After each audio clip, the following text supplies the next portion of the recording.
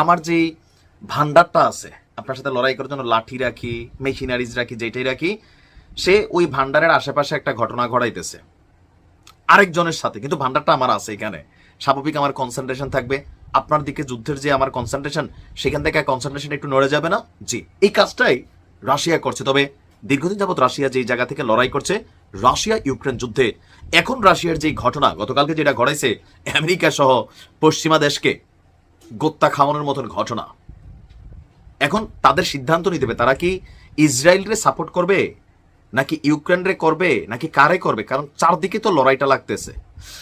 দর্শক, লম্বা একটা সময় পর গতকালকে হঠাৎ করেই ইউক্রেনের রাজধানী কিয়েভে রাশিয়া ব্যাপক বিমান হামলা চালিয়েছে। আর এই বিমান হামলায় মার্কিন নাগরিক সহ প্রায় 15 জন, আমি যখন নিউজটি করছি নিহতের সংখ্যা 15, আহত শতাধিক, বা আজকে সারাদিনে এটা ডাবল ডিজিট না ট্রিপল ডিজিট হইতে পারে। আর আমরা যখন দেখছি যে একদিকে যখন ইরানকে পশ্চিমারা গোত্তা খাওয়ানোর চেষ্টা করছে, ইসরায়েলকে সর্বোচ্চ সাপোর্টের চেষ্টা করছে জার্মানি, যুক্তরাজ্য, আমেরিকা, ঠিক এই রাষ্ট্রগুলোই আবার কিন্তু ইউক্রেনকে সহযোগিতা করে। ভান্ডার তো একটা, কত দিবে, আবার তাদের দেশের জনগণকে বাধা দিচ্ছে না? দিচ্ছে।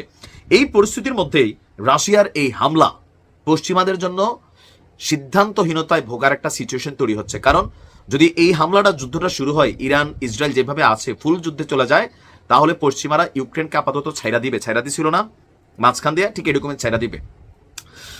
আপনার এই কিয়েভের মেয়র ভিটালি ক্লিচকো বলছেন, রাশিয়ার হামলায় আহতদের চিকিৎসা সেবা প্রদানকারী চিকিৎসকরা যে বাড়িতে ছিলেন, তার বিপরীতে একটি বাড়িতে আপনার বড় ধরনের একটা বিস্ফোরণ হয়। এরপর একে একে কিয়েভের, রাজধানী কিয়েভের বিভিন্ন গুরুত্বপূর্ণ জায়গাতে রাশিয়া ব্যাপক আপনার বিমান হামলা চালিয়েছে। রাশিয়ানরা ক্ষেপণাস্ত্র এবং স্ট্রাইক ড্রোন ব্যবহার করে একযুগে এই হামলা চালিয়েছে।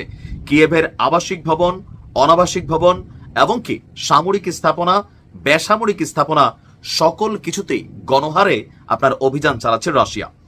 মার্কিন যুক্তরাষ্ট্রের যুদ্ধবিরতির মধ্যস্থতার প্রচেষ্টা সত্ত্বেও মস্কোর এই আক্রমণে অনেকটা বিস্ময় প্রকাশ করেছে ইউক্রেন প্রেসিডেন্ট জেলেনস্কি। পশ্চিমাদেরকে বলছেন যে এই মুহূর্তে তাদের মনোযোগ ইউক্রেন থেকে সরে ইসরায়েলের দিকে যাওয়া উচিত না। দেখছেন হালকা খাবলা খাবলি আছে, এটা মাঝখানেও হয়েছিল। ইউক্রেন প্রেসিডেন্ট জেলেনস্কি মনে করছেন এই মুহূর্তে ইউক্রেনকে আকাশ প্রতিরক্ষা ব্যবস্থা হিউজ পরিমাণে দেওয়া দরকার। ওই দিক দিয়া ইসরায়েল আবার পশ্চিমাদের কাছে আকাশ প্রতিরক্ষা ব্যবস্থার জন্য আবেদন জানিয়েছে, আবদার জানিয়েছে। কেন?